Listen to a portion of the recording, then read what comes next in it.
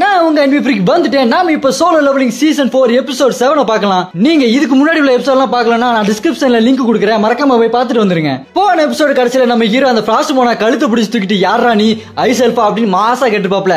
அதோட அந்த எபிசோட் முடிஞ்சிருக்கும். நம்ம அடுத்து என்ன நடக்குன்றத இந்த எபிசோட்ல பார்க்கலாம் வாங்க. இந்த எபிசோட் ஸ்டார்டிங்ல நம்ம ஹீரோ அந்த ஃப்ராஸ்ட் மோனா கழுத்தை பிடிச்சு தூக்கி வச்சு நிப்பாட்டி இருக்க. ஃப்ராஸ்ட் மோனாருக்கும் நம்ம ஹீரோ பார்த்து ஒன்னு சொல்லுவான் பாருங்க, உங்ககிட்ட தான் இவ்வளவு சேடோ ஆர்மி வந்துருச்சு, சேடோ மோனார்க், அப்ப எதுக்கு நீ என்ன வந்து பார்க்கல அப்படின்னு கேட்க நம்ம ஹீரோவோ ஓ அப்படியா மறந்துட்டப்பா, டே யாரா நீ யாருனே தெரியல, சம்மந்தம் இல்லாம ஏதோ பேசிட்டு இருக்க அப்படி நம்ம ஹீரோ கேட்க அந்த ஃப்ராஸ்ட் மோனார்க்கோ பதில் சொல்லுவான்னு பார்த்தா அவன் ஊத்தவை வச்சுட்டு அப்படி ஊதுவான் பாருங்க. நம்ம ஹீரோவோட கை அப்படி ஃப்ரீஸ் ஆயிரும். நம்ம ஹீரோவோ ஓ இவன் மெஜிஷியன் டைப்பா அப்படின்னு பாத்துக்கிட்டு கையில் அப்படி டேகர வரப்பாரு பாருங்க. அந்த ஐஸ் எல்லாம் வெடிச்சு சதறிடும். அடுத்து நம்ம ஹீரோ மாசா நின்றுட்டு இருக்க.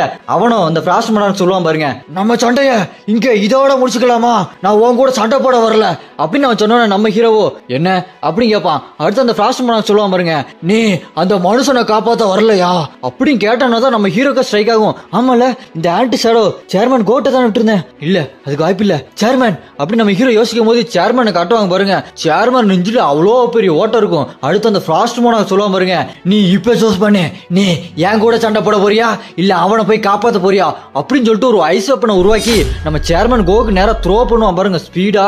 நம்ம ஹீரோவோ அப்படின்னு ரூலர் தட்டிய போட்டு பாப்பான், அது கண்ட்ரோலே ஆகாது. அடுத்து அப்படின்ட்டு வேகமா அந்த டேகரை வீசுவான் பாருங்க, அது அதை விட வேகமா போய் மிஸ் ஆயிரும். அடுத்து நம்ம ஹீரோ வேற வழியே இல்லாம வேகமா ஓடுவான் பாருங்க.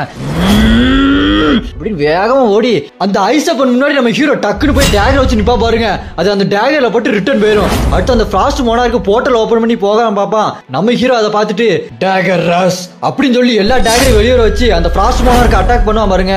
அதுல ஒரு டேகரை முதுகுலே சொருகிறோம். அதுல கடுப்பாய் அந்த ஃப்ராஸ்ட் மோனார்க்கு, டேய் நீ ஒரு சாதாரண மோனார்க்கோட வெசல் தான்டா, என்ன அடிக்கிற அளவுக்கு உனக்கு தைரியம் இருக்கா, இருக்கட்டும் அடுத்த தடவை நான் இங்க வரும்போது நிறைய மனுஷங்களை கொன்னு அவங்கள உன் சேடல சேர்த்துக்கிறதுக்காக கொடுக்கறேன்டா, வரட்டா மாமே அப்படின்னு சொல்லிட்டு போர்ட்டல் ஓபன் பண்ணிட்டு போயிருவான். நம்ம ஹீரோ அதை பார்த்துட்டு கடுப்பாயிட்டு வண்ணாட பரதேசி பயல அப்படின்னு பேசிட்டு அடுத்து சொல்லுவான் பாருங்க, சே என்னால இந்த பேரியருக்குள்ள என்ன நடக்குதுன்றத கண்டுபிடிக்க முடியல அப்படி கடுப்பாயிட்டு சேர்மன் கோட்டை போயிட்டு, சேர்மன் கோ சே இதை சாதாரண போசனால சரிப்படுத்த முடியாது, பெரு வாடா அப்படி நம்ம ஹீரோ கத்துவான் பாருங்க. வெறும் செம்ம ஸ்பீடா பறந்து வந்து நிப்பான் பாருங்க. மாசா வாத்தியாரே கூப்பிட்டீங்களா வாத்தியாரே அப்படின்னு கேட்பான் பாருங்க. யாருக்கெல்லாம் பெரு ரொம்ப பிடிக்குமோ கமெண்ட்ல பிளாக் ஹார்ட்டை கமெண்ட் பண்ணுங்க. உடனே நம்ம ஹீரோ உன்னோட ஒட்டுமொத்த ஹீலிங் பவர் யூஸ் பண்ணி சேர்மன் கோவை எப்பயாச்சும் காப்பாத்து அப்படின்னு ஹீரோ சொன்ன பெருவோ வாத்தியாரே என்னோட ஹீலிங் பவர் இந்த காயத்து மேல ஒர்க் ஆகல வாத்தியாரே அப்படின்னு சொல்லுவான் பாருங்க. நம்ம ஹீரோவோ அப்படின்னா இந்த எலிக்ஸர் ஆஃப் லைஃப் தான் யூஸ் பண்ணணும்னு எடுக்க டக்குன்னு சேர்மன் கோவை நம்ம ஹீரோ கை பிடிச்சிட்டு, ஜின்வு நீ வந்துட்டியா எனக்கு ரொம்ப சந்தோஷம் அப்படின்னு சொல்லிட்டு அடுத்து சொல்லுவார் பாருங்க, இந்த ரூலர்ஸ் பவரை நான் யூஸ் பண்ணேன், அவங்க ஒரு திட்டம் வச்சிருக்காங்க நம்மளுக்காக அப்படின்னு சொல்லிட்டு பேசிட்டு இருக்கும்போது நம்ம ஹீரோ, சேர்மன் நான் உங்களை ஆஸ்பத்திரி கூட்டு போறேன் கொஞ்சம் காத்துருங்க அப்படின்னு சொல்ல அவரோ இல்ல அதுல ஒரு யூஸ் இல்ல, நான் எப்படியும் சாக தான் போறேன் அப்படின்னு சொல்லிட்டு அடுத்து சொல்லுவார் பாருங்க, இந்த ரூலர்ஸ் பவர் யூஸ் பண்றதுக்கு கடைசியா எனக்கு ஒரு வாய்ப்பு கிடைச்சிருச்சு, தேங்க்யூ ஜீசஸ் அப்படின்னு சொல்லிட்டு அடுத்து நம்ம ஹீரோட்ட சொல்லுவார் பாருங்க, இந்த டஞ்சன் கேட்டு இந்த மான்ஸ்டர்ஸ் எல்லாமே இந்த மனித இனத்தை காப்பாத்துறதுக்காக தான் அவங்க பண்றாங்க, ஜின்வோ நீ அவங்க பக்கம் நீ சண்டை போடும் போது எனக்கு ஒரு சத்தியம் பண்றியா அப்படின்னு கேட்டுட்டு அடுத்து சொல்லுவார் பாருங்க, நீ எப்பவுமே மனுஷங்களுக்காக சண்டை போடு ஜின்வோ, எனக்கு இப்போ ரொம்ப நிம்மதியா இருக்கு, நான் உன்னை பார்த்துட்டேன் இப்போ நான் நிம்மதியா கண்ணை மூடுவேன் ஜின்வோ, நான் உன்னை பார்த்துட்டேன் அப்படின்னு சொல்லிட்டு கண்ணை அப்படியே மூடி இறந்துருவாரு. அந்த இடமே ரொம்ப அமைதியா இருக்கும். நம்ம ஹீரோ செம்ம டென்ஷன் ஆயிடுவான். அங்க கண்ணாடிலாம் நொறுங்கும், ஐஸ் எல்லாம் வெடிச்சு சதறும். யாருக்கெல்லாம் சேர்மன் கோவா ரொம்ப பிடிக்குமோ அவங்களாம் கமெண்ட்ல கிரையிங் எமோஜியா கமெண்ட் பண்ணுங்க. அடுத்து அங்க ரொம்ப வேகமா மழை பெய்ய ஆரம்பிக்கும். அப்புறம் நியூஸ்ல எல்லாம் ரிப்போர்ட் பண்ண ஆரம்பிச்சிருவாங்க, சேர்மன் கோ இறந்துட்டாரு. அது மட்டும் இல்லாம புதுசா நியூஸ் வந்திருக்கு, அமெரிக்கால நேஷனல் ஹண்டர் 2 பேர் இறந்து போயிட்டாங்களாம். என்ன நடக்குதுன்னு மக்கள் எல்லாம் ரொம்ப குழம்பி போயிருக்காங்க, நாடே பதட்டத்துல இருக்கு அப்படின்னு சொல்லிட்டே இருக்கும்போது நம்ம சேர்மன் கோவை அப்படியே அடக்கம் பண்ணுவாங்க. அப்போ அந்த நியூஸ்ல சொல்லுவாங்க பாருங்க, மக்கள் எல்லாம் ஹண்டர்ஸ் பாதுகாப்பாங்க, ஆனா இப்போ ஹண்டர்ஸை யாரு பாதுகாக்க போறாங்க அப்படி சொல்லும் போது நம்ம சேர்மன் கோவை அடக்கம் பண்ணிட்டு இருப்பாங்க. நம்ம ஹீரோவை மலையில கொடைய பிடிச்சி நின்று இருக்க சேர்மன் கோவோட அசிஸ்டன்ட் சீப் சாவல் வந்துட்டு நம்ம ஹீரோட்ட, ஜின்வு நீங்க ஓகேவா, சாரி நான் கொஞ்சம் லேட்டா வந்துட்டேன் அப்படின்னு சொல்லிட்டு அடுத்து சொல்லுவான் பாருங்க, நம்ம சேர்மன் கோவை அட்டாக் பண்ண அந்த மாஸ்டரை உங்களால தடுத்து நிப்பாட்ட முடியலையா, உங்க பவர் யூஸ் பண்ணி கூட அதை கொல்ல முடியலையா அப்படின்னு சீப் சாவல் கேட்டதுக்கு நம்ம ஹீரோவோ இல்ல நாங்க போறதுக்கு முன்னாடியே அது நம்ம சேர்மன் கோவை அட்டாக் பண்ணிடுச்சு அப்படின்னு சொன்னோன்னே அவனும் சே என்னால இதை நம்பவே முடியல, அவர் நேத்து கூட என்கிட்ட பேசினாரு அப்படின்னு ஃபீல் பண்ணி பேசிட்டு அடுத்து நம்ம ஹீரோட்ட ரொம்ப நன்றி ஜின்வோ, நீங்க கடைசி நேரத்துல அவர் கூட இருந்திருக்கீங்க அப்படின்னு சொல்லுவானா. நம்ம ஹீரோவோ கடுப்புல இல்ல நான் அந்த மான்சரை என் கையாலே கொல்லுவேன். நான் இப்ப சத்தியம் பண்றேன், சேர்மன் கோவை எது கொண்டுச்சோ என் கையாலே அதை வேட்டையாடுறேன். அதுக்கப்புறம் தான் உங்ககிட்ட இருந்து தேங்க்ஸை நான் வாங்கிப்பேன் அப்படின்னு சொல்லிட்டு நம்ம ஹீரோ அடுத்து எனக்காக எல்லா பிரஸையும் கூப்பிட முடியுமா அப்படின்னு சொன்ன எல்லா பிரஸையும் கூப்பிட்டு உட்கார வச்சு நம்ம ஹீரோ முன்னாடி நின்று பேசுவான்.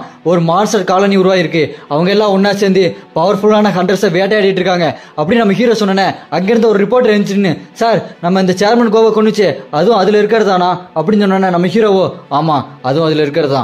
நான் சொல்றதை கவனமா கேளுங்க, ஹண்டர்ஸ் பவர்ஃபுல்லான ஹண்டர்ஸ் யாருமே தனியா இருக்காதீங்க. நீங்க எப்பவுமே உங்களுக்கு நம்பிக்கையான ஒரு ஆளை கூட வச்சுட்டே இருங்க. ஏன்னா அந்த மான்ஸ்டர் எல்லாமே ஒரு பேரியர் உருவாக்கி உள்ள என்ன நடக்குன்றத வெளியே தெரியாம ஆக்கிரும். அதனால உங்க கூட இருக்க ஒரு ஆள் மூலமா எதுவும் பிரச்சனை வந்துச்சுன்னா இந்த கொரியன் ஹண்டர் அசோசியேஷன் மூலமா என்ன கூப்பிடுங்க அப்படி நம்ம ஹீரோ மாசா சொல்லுவாங்க பாருங்க. அப்படி அடுத்த சீன்ல இந்த பக்கம் ஃப்ராஸ்ட் மோனார்க்கு மத்த மோனார்க்கு எல்லாரும் கூட்டு வச்சு பேசிட்டு இருக்கான். இந்த சீனை பார்க்கும்போது எனக்கு இந்த ஜாக்கி சான்ல சிண்டு வந்து மத்த அரக்கர்களை கூட்டு வச்சு பேசிட்டு இருந்துருமா அந்த சீன் தான் ஞாபகம் வந்துச்சு. அதே மாதிரி எல்லாத்தையும் கூட்டு வச்சு பேசிட்டு இருக்கான் ஃப்ராஸ்ட் மோனார்க்கு. அப்ப அவன் சொல்றான் பாருங்க, அந்த ஷேடோ மோனார்க் இப்போ மனுஷ உருவத்துல தான் இருக்கான், அவனை நம்ம இப்ப போனா அடிச்சு கொள்ளலாம் அப்படின்னு சொல்லிட்டு இருக்க. அங்க இருக்க இன்னொரு மோனார்க் ஆஃப் டிரான்ஸ்பிகரேஷன் சொல்லுவான், இல்ல நீ உண்மைதான் சொல்றியா, அவனுக்கு இன்னும் முழு ஷேடோ மோனார்க் பவர் கிடைக்கலையா, ஓ அதனாலதான் இன்னும் டிராகன் மோனார்க் வரலையா, இருந்தாலும் சொல்றது நம்ப முடியலப்பா, நல்லா விசாரிச்சுக்கோங்க, கூட்டு போய் கொலை பண்ண பார்க்க பேஜில போவாப்பாய அப்படின்னு சொல்லிட்டு இருக்க. அந்த ஃப்ராஸ்ட் மோனார்க்கோ இல்ல நான் என் 2 கண்ணால பார்த்தேன், அவன் கொஞ்சம் பவர்ஃபுல் தான், ஆனா எனக்கு நீங்க உதவி பண்ணீங்கன்னா நானே அவனை பார்த்துப்பேன் அப்படின்னு சொல்ல. அங்க இருக்கிற இன்னொரு மோனார்க்க ஃபைன் படி சொல்லுவான், நீ என்ன வெள்ளறியா, அவங்க கூட போய் சண்டை போட போறேங்கிற, அவங்க கூட போய் சண்டை போடுறது ஒண்ணு, சூசைட் பண்றது ஒண்ணு, அவன் 9 மோனார்க்ல ரொம்ப பவர்ஃபுல்லான மோனார்க், பொத்திக்கிட்டு டிராகன் மோனார்க் வர வரைக்கும் வெயிட் பண்ணு அப்படின்னு சொன்னோன்னே ஃப்ராஸ்ட் மோனார்க் கடுப்பாயி இல்லடா அவனை நானே பார்த்துப்பேன், நீ எனக்கு வந்து ஹெல்ப் பண்ணாலே போதும் அப்படின்னு சொல்ல.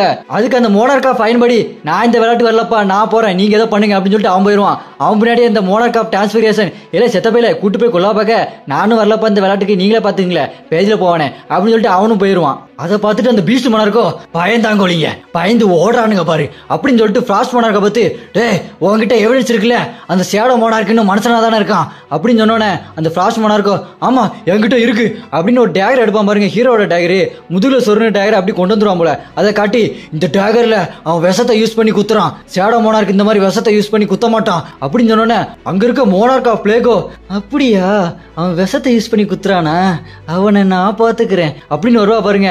இவனோ ஃப்ளாஷ் மோனார்க்கோ நீ வரியா அப்படின்னு சந்தோஷமாயிருவான், வா முடியுமான்னு குஷியாயிருவான். அந்த மோனார்க் ஆஃப் பிளேகோ நான் வரேன், நான் வந்து உங்களுக்கு ஹெல்ப் பண்றேன் அப்படின்னு சொல்லுவாளா.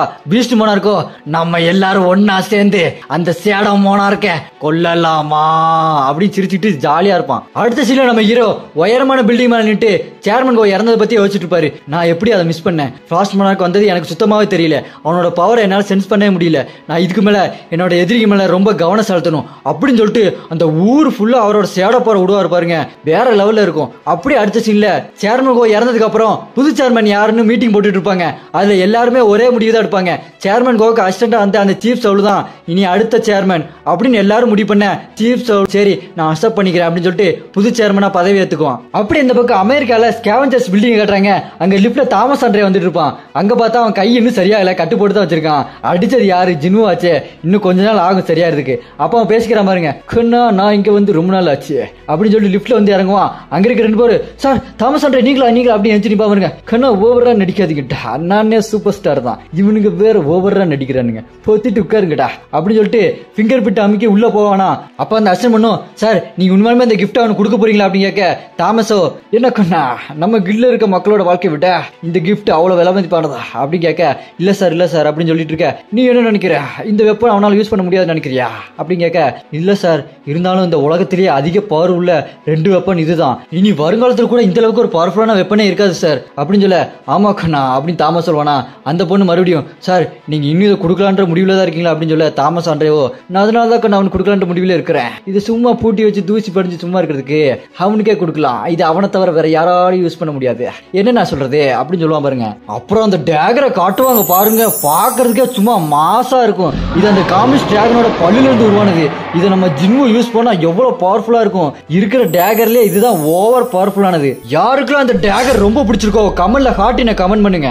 அப்படி எங்க கட் பண்ணா இங்க கொரியன் ஹண்டர் அசோசியேஷன் புது சேர்மனா ஜின் சவுல் பதவி ஏற்றிருக்காரு அப்படின்னு நியூஸ்ல வந்துட்டு இருக்குமா. அதை நம்ம ஹீரோவோட தங்கச்சி செல்லுல பாத்துட்டு இருப்பாங்க. பரவாயில்லையே அழகான புது சேர்மன் வந்துட்டாரு அப்படின்னு சொல்லிட்டு அவங்க அம்மா பின்னாடி போய் கட்டி பிடிச்சிட்டு அம்மா என்ன பண்றீங்க அப்படின்னு கேட்க அவங்க அம்மாவோ ஜின்னா நீ சும்மா இருக்கனா அந்த குப்பையெல்லாம் கிளீன் பண்ணு போ அப்படின்னு சொல்லிட்டு போலா. போங்கம்மா நான் ரொம்ப சோம்பேறியா இருக்கேன் அப்படின்னு சொல்லிட்டு போலா. அப்புறம் ஜின்னா சொல்லுவா அம்மா நம்ம என்ன வேற வீட்டுக்கு போலாமா அப்படின்னு சொல்லிட்டு போலா. அவங்க அம்மா ஷாக் ஆயிட்டு இல்ல எனக்கு இந்த வீடு தான் கண்ணு ரொம்ப பிடிச்சிருக்கு அப்படின்னு சொல்லிட்டு போலா. சரிங்கம்மா நீங்க ரொம்ப பிஸியா இருக்கீங்க அப்படின்னு சொல்லிட்டு அவ போவாளா. அவங்க அம்மாவோ கண்ணு நீ கொஞ்சம் ஃப்ரீயா இருந்தா அந்த துவைச்ச துணியெல்லாம் எடுத்து போட்டுறியா அப்படின்னு கேட்பாங்களா. ஜின்னாவோ அந்த துவைச்ச துணியெல்லாம் எடுக்க போவாளா. அப்ப எதையோ பார்த்து டக்குன்னு ஷாக் ஆகி என்னது இது அப்படின்னு பாப்பா பாருங்க அந்த பேஸ்கெட் கீழே விடாத அப்படி காட்டுவாங்க. அப்படியே அங்க கட் பண்ணா இங்க நம்ம ஹீரோவோட கில்ட் ஆபீஸ் வெளியே ஒரே கூட்டமா இருக்கும். ரிப்போர்ட்டர்ஸ் எல்லாம் நின்றுப்பானுங்க. என்னடான்னு பார்த்தா இவன் தாமஸ் ஆண்டே நம்ம ஹீரோவோட கில்ட் ஆபீஸ்ல வெயிட் பண்ணி உட்கார்ந்துட்டு இருப்பான் நம்ம ஹீரோவை பாக்குறதுக்காக. இங்க ஜிங்கோவோ பல்ல காட்டிட்டு உட்கார்ந்துட்டு இருப்பா. இவன் எதுக்கே அங்க வந்தா அப்படின்ற மாதிரி பார்த்துட்டு உட்கார்ந்துட்டு இருக்க.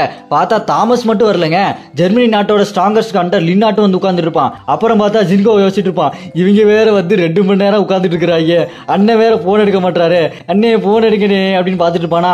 அந்த ஜெர்மனி கண்டர் மனசுல யோசிச்சுட்டு இருப்பான் நான் வரும்போது அந்த தாமஸ் ஆண்டே வரணுமா, இவன் என்ன சஞ்சின்வை பார்க்க விட மாட்டானாடா, இவன் சரியான கிறுக்கு போயினாச்சு அப்படின்னு மைண்ட்ல யோசிச்சுட்டு இருக்கேன். இங்க தாமஸ் ஆண்டரோட அசிஸ்டன்ட் பொண்ணு என்னப்பா சஞ்சின் இங்க வரமாட்டாரா, எப்ப வரா இப்படிதான் பண்ணுவாரா அப்படின்னு கேட்க அங்க ஜிங்கோவோ ஆமாக்கா கொஞ்சம் அவர் அப்படிதான் அப்படின்னு சொல்லிட்டு இருக்கும்போது நம்ம ஹீரோ நான் வந்துட்டேன் அப்படின்னு கதை திறந்து வருவாரா. இவங்க ஜிங்கோ எல்லாம் அண்ணே வந்துட்டீங்களாடே சூப்பர்னே அப்படி குஷியாயிருவானுங்க. அப்ப நம்ம ஹீரோ என்ன வெளியெல்லாம் ஒரே ரிப்போர்ட்டரா இருக்காங்க, தாமஸ் ஆண்டரே வந்திருக்கான், அவன் எதுக்கு இங்க வந்திருக்கான் அப்படின்னு கேட்டுட்டே இருக்க. அங்க தாமஸ் ஆண்டரையோ கண்ணா உனக்கு கண்ணா அப்படின்னு கை காட்டுவானா. இங்க ஜிங்கோ டக்குன்னு வந்து ஹீரோ கிட்ட என்ன ஏன்னா போன் எடுக்க மாட்டீங்க அப்படின்னு சொல்லுவானா. இல்லடா கொஞ்சம் வேலையா இருந்தேன், டஞ்சன்லாம் பிரேக் ஆயிட்டு இருந்துச்சு, அதை அப்படி விட்டுட்டு வர முடியாதுல்ல, அதான் அப்படி இங்கிலீஷுக்கும் பேருக்கும் கொஞ்சம் ரேங்க் லெவலப் பண்ணிட்டு வந்தேன் அப்படின்னு சொல்லிட்டு போனா. அப்ப டக்குன்னு தாமஸ் ஆண்டரே வந்து கண்ணா உனக்கு கண்ணா உன்னை பார்த்து ரொம்ப நாள் ஆச்சு இல்ல அப்படின்னு சொல்ல இவன் நம்ம ஹீரோவோ சொல்லுங்க கொரியாக்கு என்ன கொண்டு வந்திருக்கீங்க அப்படின்னு கேட்க நான் சொன்ன மாதிரியே உங்க கூட ஒரு டின்னர் சாப்பிட்டு அது மட்டும் இல்லாம நான் உங்களுக்கு சூப்பரான ஒரு கிஃப்ட் கொண்டு வந்திருக்கேன், அதை உங்ககிட்ட காட்டுறதுக்காக நான் ஆர்வமா இருக்கேன் கண்ணா அப்படின்னு சொல்லிட்டு இருக்கேன். அங்க டக்குன்னு அந்த ஜெர்மனி கண்ட்ரி வந்து சார் உங்ககிட்ட பேசணும்னு வர. அங்க தாமஸ் ஆண்டரவோ நீ யாருடா குறுக்க வர அப்படின்னு சொல்லிட்டு இருப்பானா. நம்ம ஹீரோவோ சொல்லுங்க என்ன ப்ரொடக்ஷன் விஷயமா எதுவும் பேசணுமா அப்படின்னு சொல்லுவானா. தாமஸ் ஆண்டரே விடவே மாட்டான். ஹே நாங்க பெரிய ஆள் பேசிட்டு இருக்கோம் குறுக்க வந்துட்டு இருக்கேன் அந்த பக்கம் போட்டா அப்படின்னு சொல்லிட்டு விரட்டி விட்டுருவானா. அவனும் என்ன யாருமே இந்த அளவுக்கு அசிங்கப்படுத்தினது இல்லடா அப்படின்னு சொல்லிட்டு அவன் போயிடுவான். இவன் தாமஸ் ஆண்டரே வாங்க கண்ணா நம்ம கொஞ்சம் அந்த பக்கம் போய் பேசலாமா அப்படின்னு சொல்லிட்டு கூட்டு போயிடுவான். கூட்டு போய் ஒரு பெரிய டைனிங் டேபிள் வச்சு 2 பேர் உட்காந்து பேச ஆரம்பிப்பாங்க. அப்ப தாமஸ் ஆண்டரே பேசாம பாருங்க கண்ணா நான் இந்த நாள் தான் ரொம்ப நாளா காத்துக்கிட்டு இருந்தேன் அப்படின்னு சொல்லிட்டு கையை கட்ட அவனோட அசிஸ்டன்ட் பெரிய சூட்கேஸ் வந்து எடுத்து வைப்பான். நம்ம ஹீரோ இது என்னது அப்படின்னு கேட்க தாமஸ் ஆண்டரே அதுக்கு கண்ணா நீ என்னோட கில்ட் மெம்பர் உயிரை விட்டதுக்காக நான் அந்த பரிசு உனக்கு கொடுக்குறேன், இது உன்னால ஃபீல் பண்ண முடியுதா அப்படின்னு சொல்லி திறப்பா பாருங்க. நம்ம ஹீரோவோ இது காமிஸ் டிராகனோட தானே அப்படின்னு சொல்ல தாமஸ் ஆண்டரே கரெக்டா கண்டுபிடிச்சிட்டா, இது காமிஸ் டிராகனோட ஷார்ப்பான பல்லுல இருந்து செஞ்சது, அது எனக்கு அடிச்சு போன அதை எடுத்து பெரிய ஸ்வாடா தான் செய்யலாம்னு நினைச்சேன், ஆனா எது எப்படியோ என் முடிய மாத்திக்கிட்டு நான் 2 டேகரா செஞ்சுட்டேன், அது இப்ப ரொம்ப யூஸ்ஃபுல்லா இருக்கு, இது உங்களுக்கு தான், இது எப்படி இருக்கு அப்படின்னு கேட்பான் பாருங்க.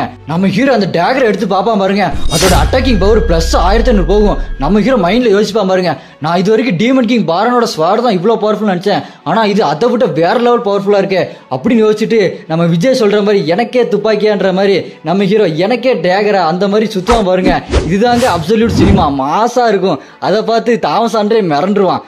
நான் ஒன்றும் தப்பான முடிவு எடுக்கல, நான் கரெக்டான முடிவு தான் எடுத்திருக்கேன் கண்ணா, அந்த டேகரை வச்சு என்ன போட்டு சொல்லிடாத அப்படின்னு சொல்லிட்டு காமெடி பண்ணிட்டு இருப்பானா. நம்ம ஹீரோ அந்த டேகரை ஸ்டைலா பிடிச்சிட்டு இது மொத்த டேகரை விட ரொம்ப பவர்ஃபுல்லா இருக்கு, இது என்ன கூட கொஞ்சம் பவர்ஃபுல்லா ஆகுது அப்படி சொல்லிட்டு இருப்பானா. அங்குள்ளவனுங்களாம் மிரண்டு போய் பார்த்துட்டு இருப்பானுங்க. தாமஸ் ஆண்டரே அசிஸ்டன்ட் கிட்ட என்ன கண்ணு இப்போ என்ன சொல்ற அப்படி பேசிட்டு இருப்பானா. அப்புறம் நம்ம ஹீரோட்ட தாமஸ் ஆண்டரே கேட்ப பாருங்க கண்ணா என்னோட கிஃப்ட் பிடிச்சிருக்கா அப்படி கேட்பானா. நம்ம ஹீரோவோ இது உண்மையாலும் நீங்க எனக்கு ஃப்ரீயா கொடுக்க போறீங்களா அப்படின்னு கேட்பானா. என்ன கண்ணா ஃப்ரீன்றீங்க, இது ஃப்ரீ இல்ல, இது என்னோட அன்பளிப்பு, நீங்க என்னோட கில்ட் மெம்பரை உயிரை விட்டீங்க பாத்தீங்களா, அதுக்காக நான் கொடுக்குற அன்பளிப்பு, இது என்னோட மன மகிழ்ச்சிக்காக நான் கொடுக்குறேன், இதனால நீங்க சந்தோஷமா இருந்தீங்கன்னா நானும் சந்தோஷமா இருப்பேன் அப்படின்னு சொல்லிட்டே இருக்கும்போது 2 பேருக்கு ஏதோ ஒரு மாதிரி ஃபீஸ் ஆயிருவாங்க. ஏதோ ஒரு பவர் மாதிரி தெரியும். டக்குன்னு பார்த்தா தாமஸ் ஆண்டரே சஞ்சின்வு இங்க என்ன நடக்குது அப்படிமா பாருங்க. பார்த்தா ரோட்ல எல்லாரும் வானத்தை பார்த்துட்டு இருப்பாங்க. நம்ம ஹீரோ சொல்லுவோம் பாருங்க இந்த அளவுக்கு பவர்ஃபுல்லான எனர்ஜி வானத்துல தான் தோண்டி இருக்கணும், வாங்க பார்க்கலாம் அப்படின்னு சொல்லிட்டு போய் பார்ப்பாங்க பாருங்க. அங்க தாமஸ் ஆண்டரேவோ நான் இந்த அளவுக்கு ஒரு பவர்ஃபுல்லான பெரிய கேட்டை பார்த்ததே இல்ல, இது ரொம்பவே பெருசா இருக்கு, காமிஸ் டிராகன் வந்ததை விட ரொம்பவே பெருசா இருக்கு அப்படி சொல்லுவான் பாருங்க. அது அப்படி பெருசா இருக்கும். அது எந்த அளவுக்கு பெருசா இருக்கும்னா அது மொத்த ஊரே கவர் பண்ற அளவுக்கு அவ்வளோ பெருசா இருக்கும். இதுக்கப்புறம் தான் மோனர்க் எல்லாருமே அவங்க ஆட்டத்தை ஆரம்பிக்க போறாங்க. இதுக்கப்புறம் தான் தரமான சம்பவம் நிறைய இருக்க போகுது. யாரெல்லாம் அடுத்த எபிசோடுக்காக பங்கமா வெயிட் பண்றீங்களோ இந்த வீடியோக்கு ஒரு லைக் பண்ணிட்டு இந்த சேனலை சப்ஸ்கிரைப் பண்ணிருங்க.